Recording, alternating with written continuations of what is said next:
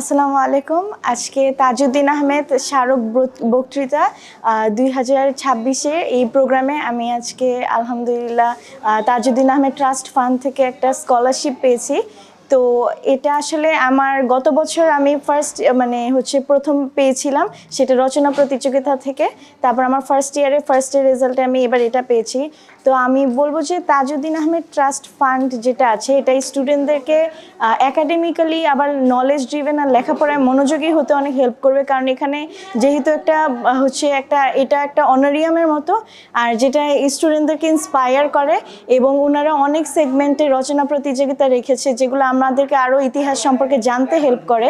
তো আমি রচনা লেখার ক্ষেত্রে আমি অনেক তাজউদ্দিন আহমেদ সম্পর্কে বই ঘেটেছি, পড়েছি। তো আমি অনেক কিছু জেনেছিলাম যেগুলো আমি আগে হয়তো এইটাতে পার্টিসিপেট না করলে জানতাম না। তো ওনার ব্যাপারে অনেক ডিটেলসে জানা হয়েছে, ওনার অনেক বই পড়া হয়েছিল। তো আর এই বছর আলহামদুলিল্লাহ আমি ফার্স্ট হওয়ার জন্য এটা একটা স্কলারশিপ পাই। তো এটা অনেক বছর ধরে আমাদের ডিপার্টমেন্টে চলছে। এটা